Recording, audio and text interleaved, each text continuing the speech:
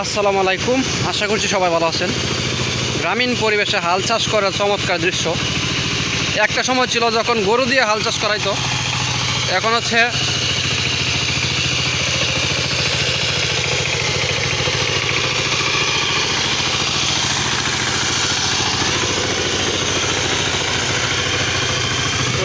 দেশ উন্নত হয়েছে, যুগ পাল্টাইছে, প্রযুক্তি আছে। প্রযুক্তির উন্নয়নের জন্য হচ্ছে নতুন নতুন মেশিনারিজ তৈরি হয়েছে, যেগুলো দিয়ে খুব সহজেই হাল চাষ করা যায়। এটা হচ্ছে ট্রাক্টর, এটা অনেক আগের। এটা হচ্ছে আপনার যখন গরু দিয়ে হাল চাষ করে, তো তারপর হচ্ছে ট্রাক্টর আসে। এরপর আসে আর একটা পাওয়ারফুল গাড়ি, যেটা হচ্ছে আপনারা সবাই ছিলেন মাহেন্দ্র গাড়ি, বা আমরা গ্রামের ভাষায় কুত্তা গাড়িও কই। এগুলো তো নর্মাল, অল্প মানে দেরি হয়, আস্তে আস্তে চলে। কিন্তু এই মাহেন্দ্র গাড়ি যেগুলা,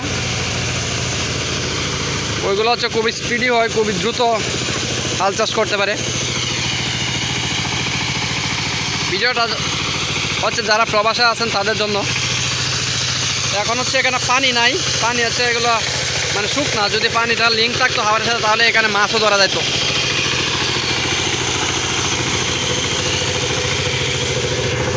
মানে অনেক সময় মাছও পাওয়া যায় ট্রাক্টর দিয়ে হাল চাষ করানোর পরে, এবং এই মাছগুলো ধরি।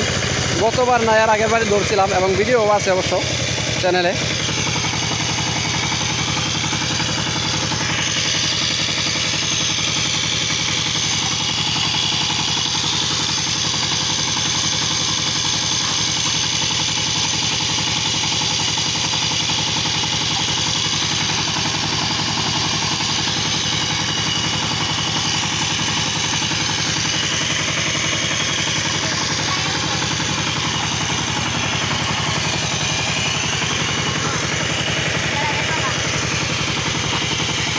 যাবগা এটা কিসে?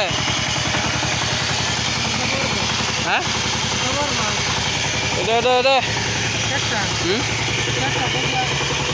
ক্ষেতের গৃহস্থ জনাব মরহুম,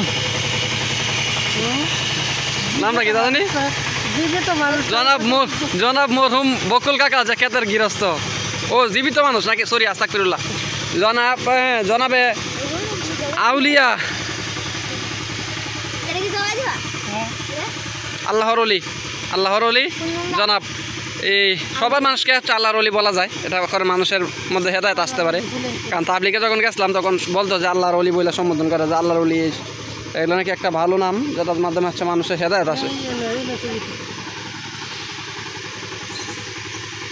যাই হোক, ধন্যবাদ সবাইকে দেখার জন্য। জাস্ট এই অল্প একটু অংশ হচ্ছে হাল চাষ করছে, নাহলে আরও দেখাইতাম আপনাদেরকে।